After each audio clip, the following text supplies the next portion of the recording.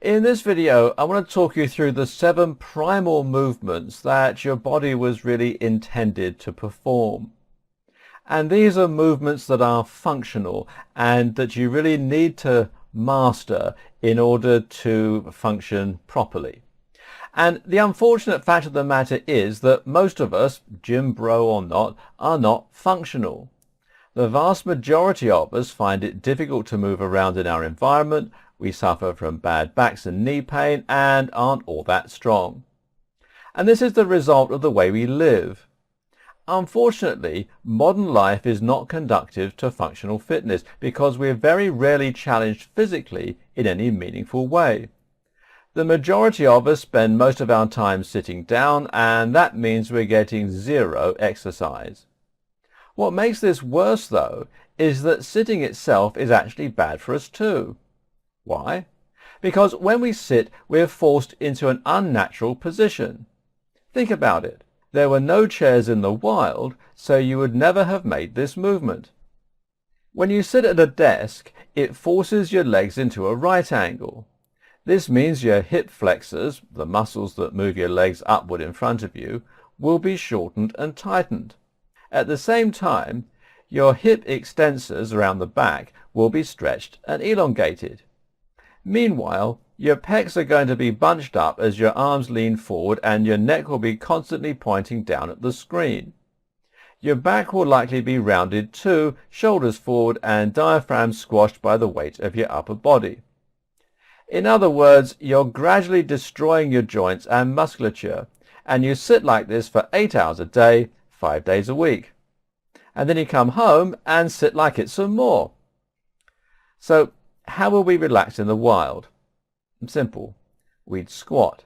Squatting is the natural equivalent of sitting, and it's actually really good for us because it puts us in a full body stretch. Today, a fair proportion of people are actually incapable of squatting at all. Try it yourself. Are you able to completely squat down while keeping your heel flat on the floor?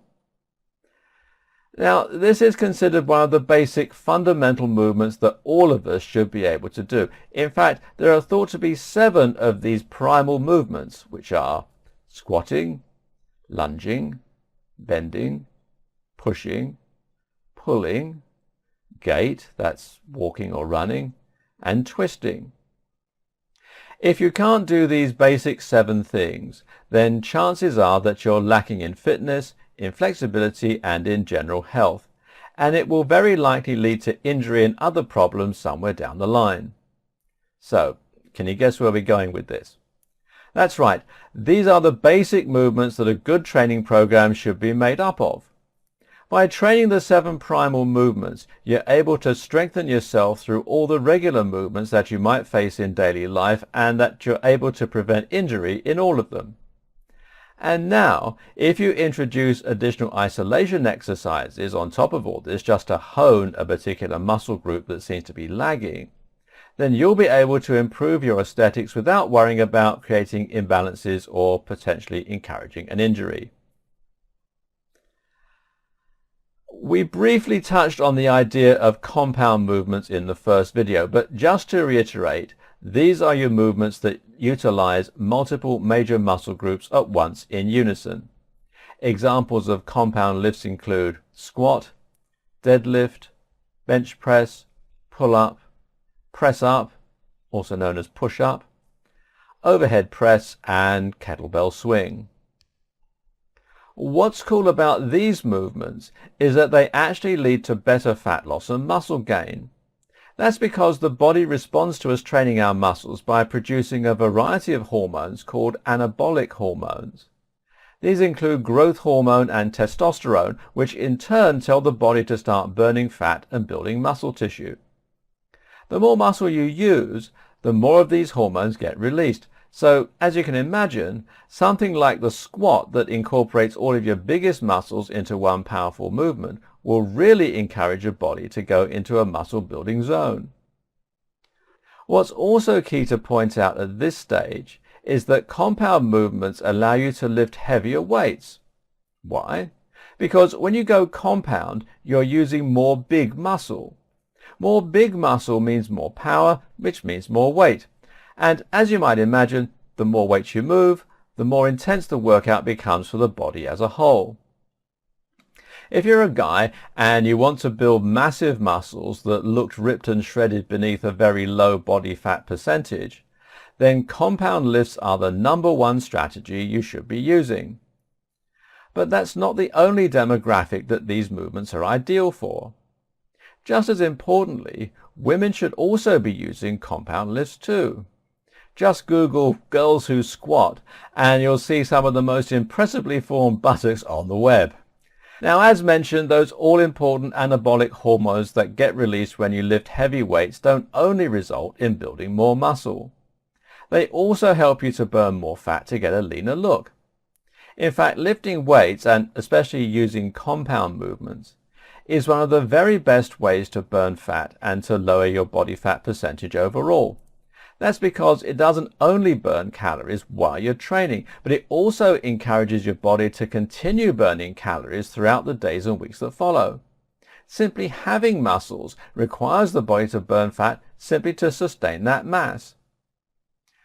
If you're a woman trying to get into shape and you spent years running for miles and eating barely anything, then your hormones probably aren't working in your favor. Get down to the gym, start lifting, and you might well see results start coming thicker and faster. And finally, we have those who are suffering with joint pains and mobility issues. Perhaps you're elderly, perhaps you're recovering from some kind of injury. Either way, you find it difficult to get around and you're thinking that maybe, you shouldn't really be lifting heavy weights. Well, you probably don't need to be lifting really heavy weights, but there's nothing wrong with taking some lighter ones and still training these compound movements. Using compound lifts like these train your body to move correctly, and this is an excellent way to restore mobility and health. So with that in mind, what are the compound movements that you can use to start targeting the 7 primal movements? Well, here are some examples. First of all, there's squatting.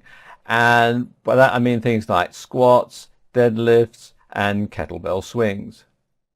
Then there's lunging. And by that I mean lunges and side squats. There's bending, which means deadlifts, sit-ups, and leg raises. Then there's pushing, that's bench press, overhead press, push-ups or press-ups. Pulling, that's pull-up and rowing. There's gait, that's jogging, running and walking. And finally twisting, now that's heavy bag, twisting sit-ups and cable wood chop. So if you take these exercises and combine them into a workout, you have performed a routine that targeted every important movement the human body is capable of, that results in a huge amount of muscle, and that puts the body into a highly anabolic state. Now, this is important. Before you try any of these movements, it's important that you learn how to do them properly. This is kind of the whole point. If you don't learn how to use the moves properly, then you'll actually just be rehearsing and learning bad movement patterns, which will in turn cause you to become increasingly injury prone. Little mistakes like rounding the back during a squat can even lead to an immediate injury, so make sure you find a trainer in the gym or someone who looks like they know what they're doing and ask for help. You can find plenty of instruction online, but nothing beats actually speaking with someone who can see your form and correct it in person.